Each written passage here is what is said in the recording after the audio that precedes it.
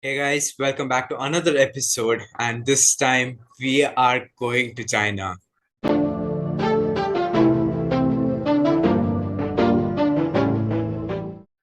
And what a race! It was pretty fun. It was a mixed race which has a lot of emotions. It was lots of ups and downs throughout the weekend, starting with the sprint quali.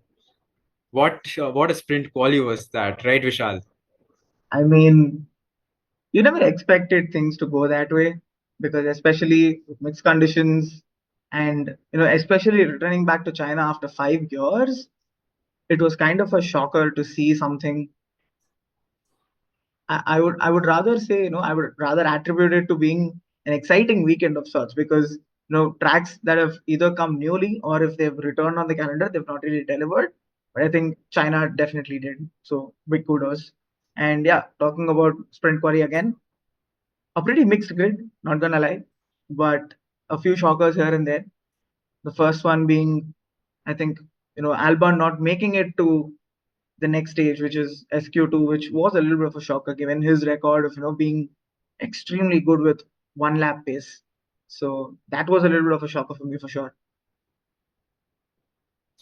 And adding to Albon's case, say as you're saying that it was a pretty much of a shocker for all the F1 fans throughout because Albon has, as you've already mentioned already, that Albon has a pretty good record all over the season, and I think it's probably because it is pretty slippery track conditions, I might say.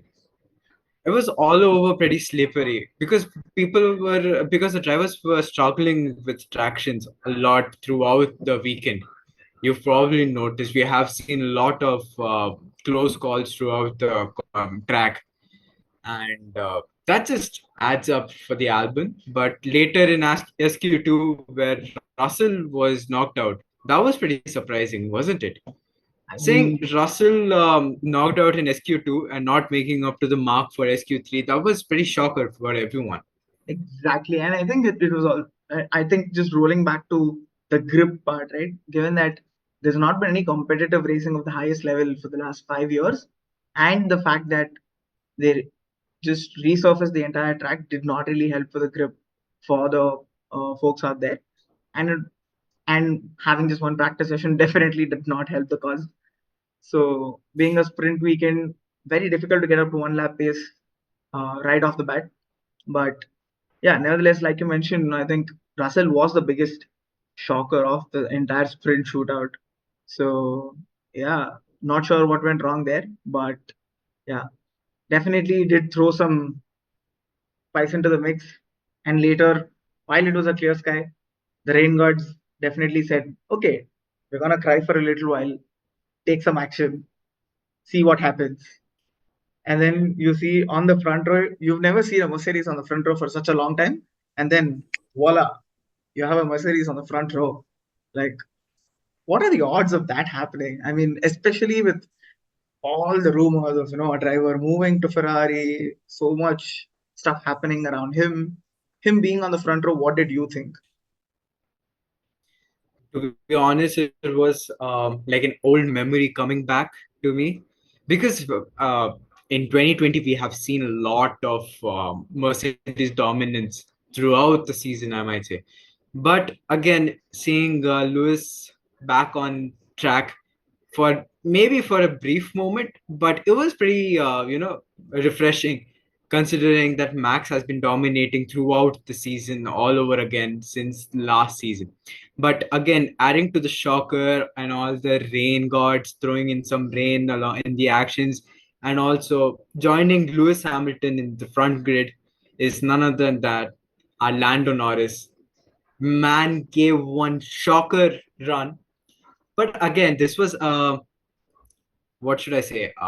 This was kind of uh, like there was another conspiracy saying that Lando Norris was off the track, but then his lap time got deleted, and then it got reinstated again, which was again, Pretty controversial, I'm not gonna lie, because I think I yeah. was also going through it after the race, and I'm like, oh wait, did that happen? Did I miss something? I'm like, okay, did this happen? Yeah, okay, fine. If that happened, I think, although in controversial fashion, definitely not going to take away for the lap that he put in for sure, especially under mixed conditions. But yeah, it's just the way it is. I think if I need to get their act straight, chapter close. Okay, guys, I that's would my say Chinese that, Grand Prix. I'll see you tomorrow. No, we're going to talk more. Sorry. yeah, we have a lot to talk. We have a lot to unpack. We're just at the tip of the iceberg for sure. Yeah. Before we move on to the actual sprint, I just wanted to add this another point about Lando Norris because our viewers might be wondering that why did Lando Norris's lap time get reinstated after Lewis Hamilton gets on pole, but then later Lando Norris's time gets added into the mix. See, the thing was the outlap that he gave when he went out in the gravel in the last turn, he was doing pretty well, and he gave purple sectors in first and second, but in the last turn he kind of made out into the gravels, which kind of did affect his time, and also his lap time got deleted for that lap again. But he did give another stellar run in the next outlap, where the FIA has told that even if they even if Lando Norris goes out in the gravels, it doesn't really give him advantage in his run. So that is why the Lando Norris's time got reinstated. So moving on, we have sprint. I mean, first of all, the grid itself was a shocker to start with. And then Lando, Lewis fighting it out at the start. And then by the time they reach turn one, Lewis pushes, or rather, I think, he just sticks his car on the racing line and then Lando has nowhere to go. Lando loses a lot of positions, just like he always does when he seems to be winning. Sochi Yeah, noises intensify. Sad Sochi noises intensify. But yeah, I think it was a good scrap. Nevertheless, finally you got to see a Mercedes lead a race, although not a main race. Some sort of a race. Some it consolation was a for race. the some consolation for them for the downfall they've had in the last 3 years. But yeah, definitely a good start. It was very surprising to see a lot of them being very disciplined with their starts, which I think we'll probably get back to it once we talk about the main race, about a few starts. Although not the main start, we'll talk about something there. But yeah, what did you think of the rest of the rest of the sprint actually? Well, to be honest, I'll start with the beginning of the sprint where Lewis makes a move on Lando. I might say that Lewis had a really great start. Had a really great start before even going into turn one. Lewis gets an undue advantage. He literally leads the race from then onwards. But again, Lando was sticking right by his side, which was giving Lewis a really hard time for getting his lead. But later, Lando just goes off the track in turn four, which was that was a sad moment. That was like, imagine you're trying really hard to get your maiden F1 win, but you are not able to. But your teammates have already got their wins in the same team as you, but you're just not able to do it. But anyway, so Lewis is leading the race, and behind Lewis is Fernando Alonso, the man, the But myth, the legend. what a He chat! is No, giving he Lewis. he's not the man. He's not the myth. He's the rookie. That's how you call him. Don't Oh disrespect yeah, the rookie. yeah. My bad, Chad Alonso. Chad Alonso. So anyway, Fernando Alonso is giving our man Lewis Hamilton the run for his money until lap 9, where Max comes out of nowhere from P4 all the way to P1. He just comes and takes the lead like this average Bollywood hero, which is bound to happen, which is literally bound to happen, where a Bollywood hero literally comes out of nowhere, defeats the villain, and he just takes the day. So it's basically the same thing that is happening this season, nothing special.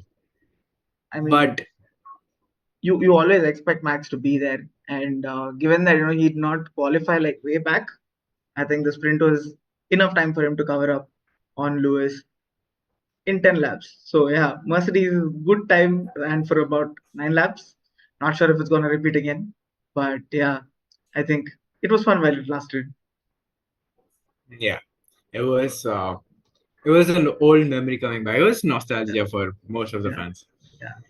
Talking of nostalgia, we were taken back to 2022 Silverstone, and oh my god, what a fucking scrap! What a bloody scrap that was! Too good, too good. You want to take us through it? Yeah, absolutely. It would be my honor. Imagine four cars battling it out for the last step on the podium. It was a mega battle for P3 between Alonso, Sainz, Perez, and Leclerc. Like, what was that battle, I might say? It would literally brought us back to Silverstone 2022. What a battle that was. So basically, what happens? What happened was Sainz and Alonso, the two Spaniards, they're just battling it out constantly for P3, P4, and along with that, in the same show, there is Perez and Leclerc. But Sainz and Alonso, they were battling it out like literally Yeah, intensely. It's yeah. like watching this. The what do you say that? Shoot, I forgot that person's name. That bullfighter. What do you call them? Sure. Sorry. It's called a matador, if I'm not wrong. Matador. Yes, it was basically like two matadors battling it out amongst each other. But then later it comes where Sainz and Alonso crashes. They just make contact with each other, and that is when Perez dives bomb on both of them, and he just Oh takes the god, it was too P3 good. out It of was their too hands. good. It was too good. It was too good. The whole crowd goes bonkers. Everyone, the whole world goes bonkers. Dude, But then later, I think the kind of reaction that anybody would give that, I think, talking the meme language, it's like, hey, wait, I've seen that classic. This one's a classic. Hey, hey, I've seen this one. I've seen this one. This is a classic. It was literally that like was a that. classic. And it was literally like that because I think, there are again two usual suspects. So Charles and Perez were fighting it back then. How is it them again in such a situation, giving us a recreation of the same? So that was a little bizarre, but yeah, nevertheless, a very good scrap and something to cheer It about for the was. fans, for sure, although a short race. Now, talking about fireworks and a lot of other things, the two Ferraris seem to come to good loggerheads there. Definitely seemed a very spicy situation. Not sure what's happening behind the scenes right now, but yeah, Netflix is probably licking their lips on the situation right now. Yeah, Netflix is literally just living in the paradise with the money having in their pockets. They're just gonna go to Hawaii or somewhere they're gonna go for the vacations. But yeah, Ferrari going wheel to wheel, where Charles Leclerc literally just shows frustration over the radio, saying that Science is not battling it out with the other team as much as he is battling me. He shows frustration in that radio, but again, I wouldn't say that Science wasn't battling it out because the way Science was battling it out with Alonso, it costed Alonso his entire sprint. Yeah, Man literally went from P3 to DNF within one lap. yeah, yeah. It's a little sad, not gonna lie, but I think it also comes from two Spaniards and the Spanish Inquisition not going the right way probably, but nevertheless, Alonso probably learned from his mistake after we saw the race, which we'll talk about in some time. But yeah, there's nothing new. Max won the race. Lewis was on the podium. Perez was back on the podium. 2020 vibes, similar, except the winner is different. But yeah, nevertheless, Yeah. I think it was a good sprint to start with. I think it was a good Saturday for everyone to cheer and more returning audience on Sunday rather than expecting okay, it's probably going to be the same thing. It's going to be a snooze fest. But yeah, I think it did not disappoint after that.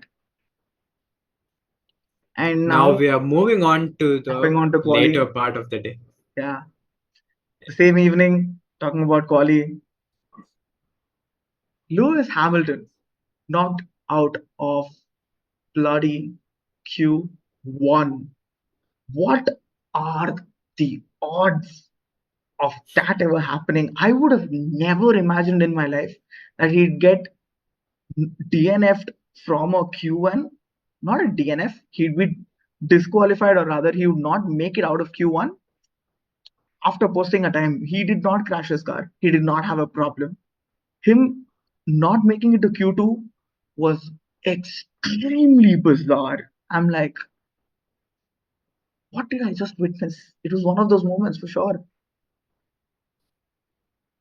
No, apparently later in that same day when Q2 was going on, Hamilton was on the talks with Crofty. That's it. That is when he revealed that he was experimenting with his car.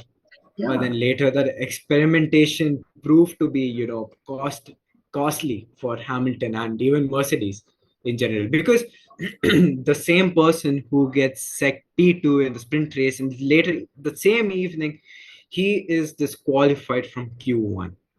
As you are mentioning it, it is completely bizarre for everyone. Everyone, I say. And I think I saw that interview that he went to, and he's like, okay, we'll just play around with the car. I'm just paraphrasing her, nothing to quote here. But he was like, okay, we'll just change the setup of the car. How bad can it get? And clearly it got too bad. This was literally his words. I'm like, dude, I, I was like, I was searching for words, and I'm like, okay, he's on notice period. It's okay. He's allowed to say that probably. But yeah, that being said, moving on to Q2, Science literally brought out the red flag and still made a good time, not gonna lie. But he posted a good time. I think that put him out of a danger zone. But I'm not sure, was the damage too significant to probably bring out a red flag? I'm not very sure. What did you think about that red flag, to be honest?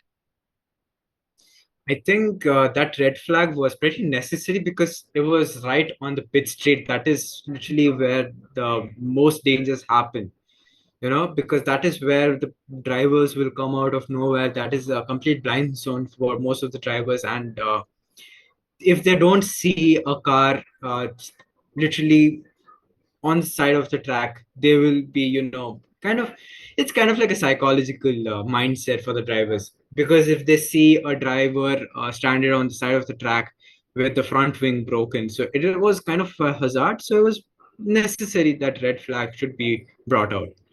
But nevertheless, Sainz crashes out, loses his front wing. He drives to the pits. He repairs the front wing, and he puts out a stellar show. He goes to P2.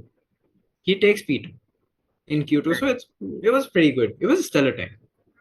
But Q3 was pretty interesting towards the end, to be honest. I mean, Max being the usual suspect, he was provisional pole, but the next three positions, oh my god, the lap time after lap time that we were seeing, the track evolution, and I'm like, who's gonna end up on the first row? It's gonna be pretty spicy. Although I think, if I'm not wrong, as per my predictions, I think P1 and P2 are still the same. Perez snatched it, although by the skin of his teeth, and yeah, Alonso made it to P3, and I think was it Lando P4, if I'm not wrong. Yeah, Lando was P4. Yeah, but yeah, nevertheless, I think most of them, who understand the technicalities of degradation and all of that, I think we'll get to that, but who understand degradation and everything, expected Ferrari to be much lower than where they were. But I think P5, P6 was not a bad position to be in, to be very honest. What did you think of that last session? Were there any surprises for you personally? To be honest, Q3 didn't have that surprises, but the last moment of Q3, the closing stages of Q3, that was pretty interesting to watch, because we are seeing Max sitting comfortably on his throne, having the pole position, but our everyone's eyes was on P2, where first Ferrari came in, Sainz, Leclerc, they put in stellar time, they take P2 consecutively. Then later comes Piastri and Norris, they take their P2 consecutively. Then comes Alonso. He comes out of nowhere, takes P2, snatches P2 from Ferrari and McLaren. Then comes Perez. the pole position's teammate. He comes in and snatches P2 again from Alonso, making a staggering 1-2 like front row lockout for Red Bull again, yet again. So again, Q3 was pretty mid, I would say, but the closing stages was pretty fun. I think out of the 12 minutes, 10 minutes was boring. The last 2 minutes, it made up for something. Let's just put it that way. And now moving on to what was a very chaotic race. And the start again was very civil. No crashes, no stupid shoving here and there. But the start by Alonso, Max, as usual, just dashed off. Surprisingly enough, I think this is a better start when compared to his usual race starts because Max has a reputation, or rather, at least me personally, when I see his onboards, he always either skips a gear or he's not very good with releasing the clutch on the at the right time or whatever. But surprisingly, it was a very good start for him. Dashed off into the distance. Alonso from P3 sticks it around the outside of Perez and makes that move stick. It was crazy bonkers. Nico Rosberg was jumping around. He was all praise for Alonso, which is pretty rare to come from Nico Rosberg, given that how critical he is of Hamilton. And surprisingly enough, he did praise Hamilton for all the previous good things that happened throughout the entire weekend as such, which was a little surprising given how critical Nico has always been. But again, after that, I personally felt it was a big snooze fest until the Sauber kicked itself outside of the track. What did you think? Yeah, I mean, Bottas literally just, yeah, again, what you just said. The Sauber kicks himself in the ass.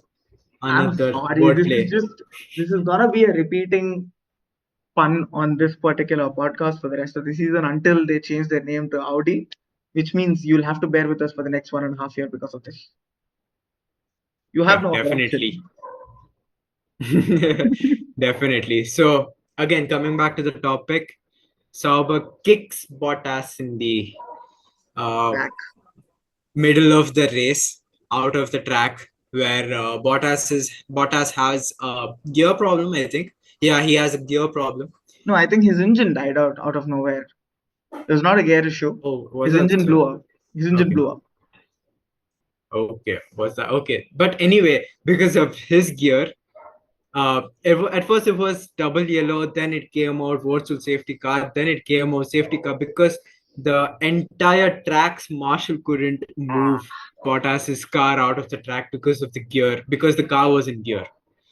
Well, anyway, we had multiple tire changes, in which one of them was unique, where Alonso comes in and pits for softs, whereas the the entire grid comes and pits in for hard, mostly hards.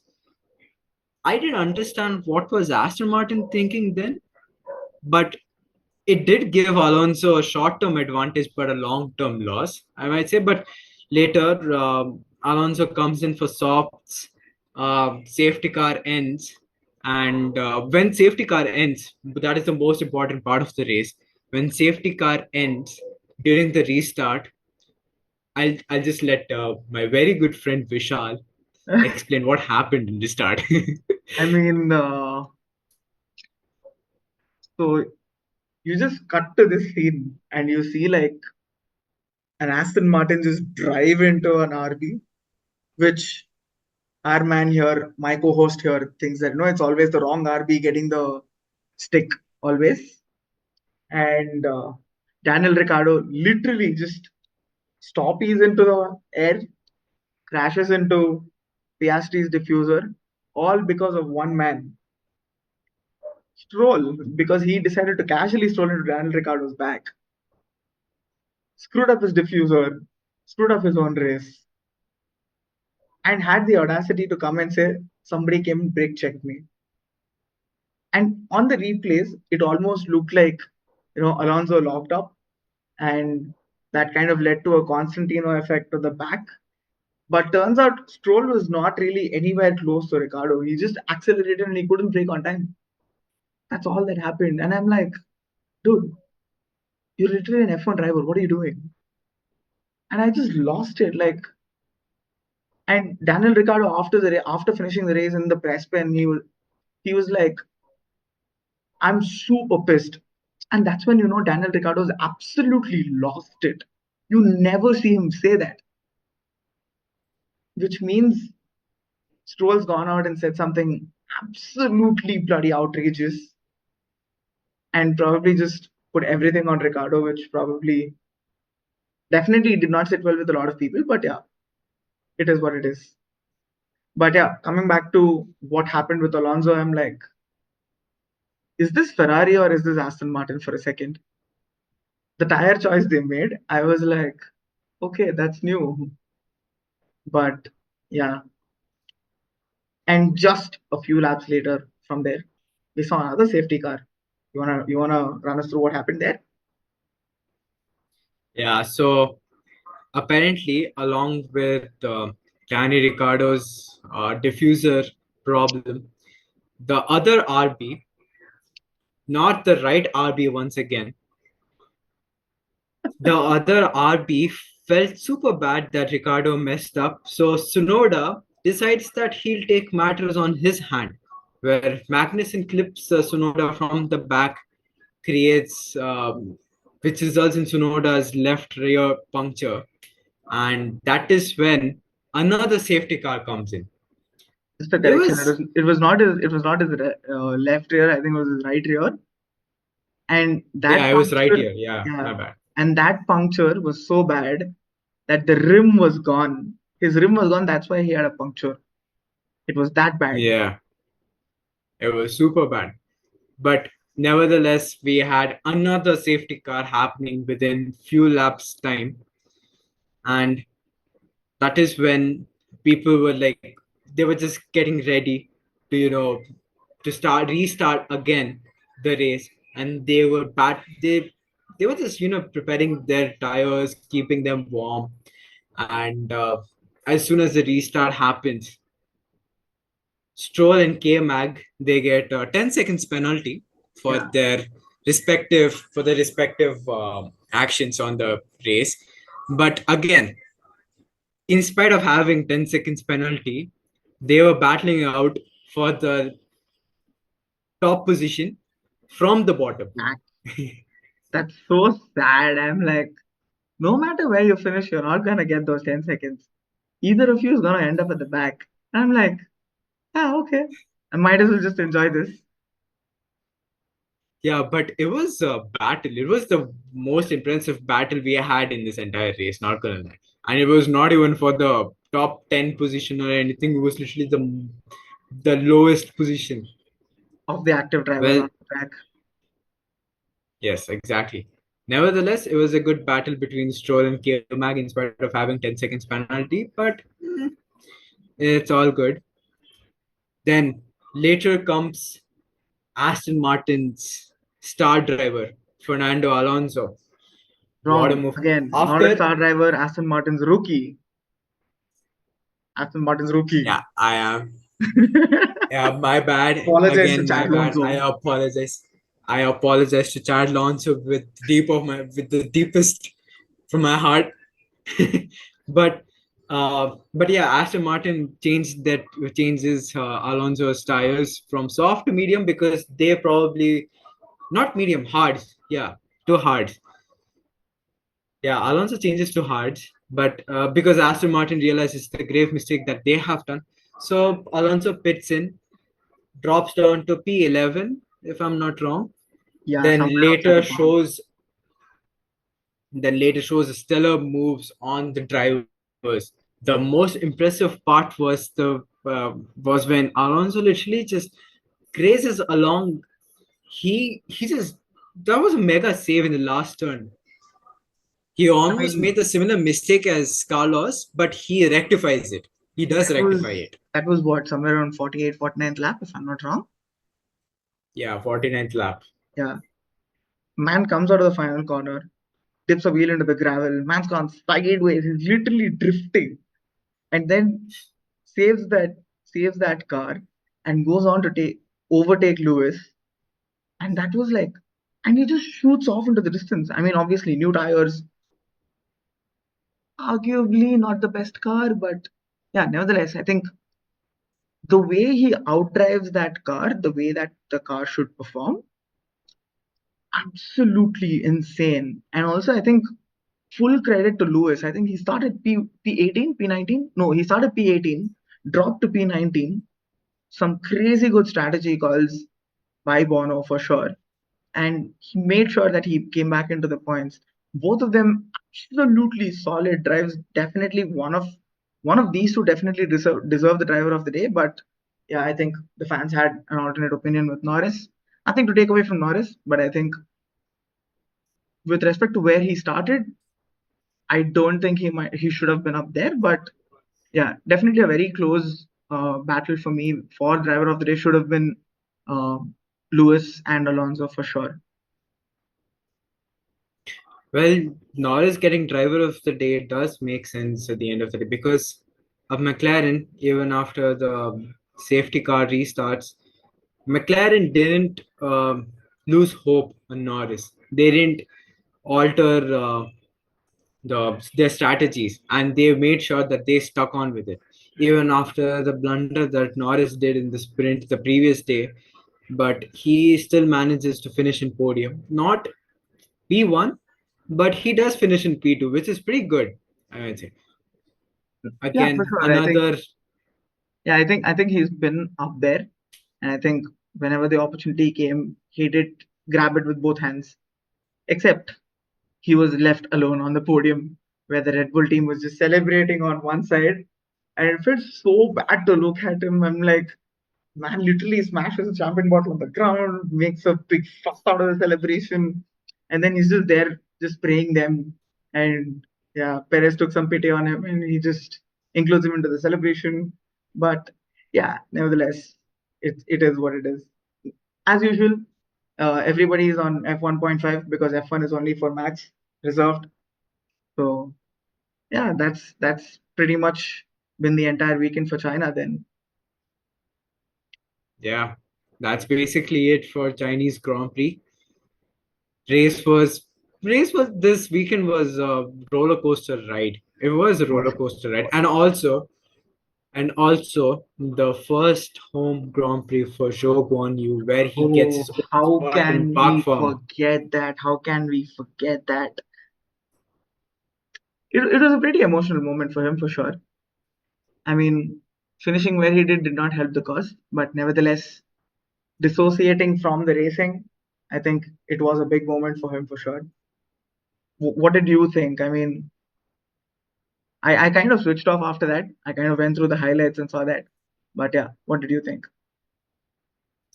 So, well, after the race where Zhou Guanyu gets his own spot in Park Ferme, literally dedicated to him on his home Grand Prix, which literally came back into the calendar of Formula One after 5 years. And in an interview with Zhou Guanyu, he was asked a question that what would you say to yourself 20 years ago? He literally says that in an emotional statement, he says that we made it.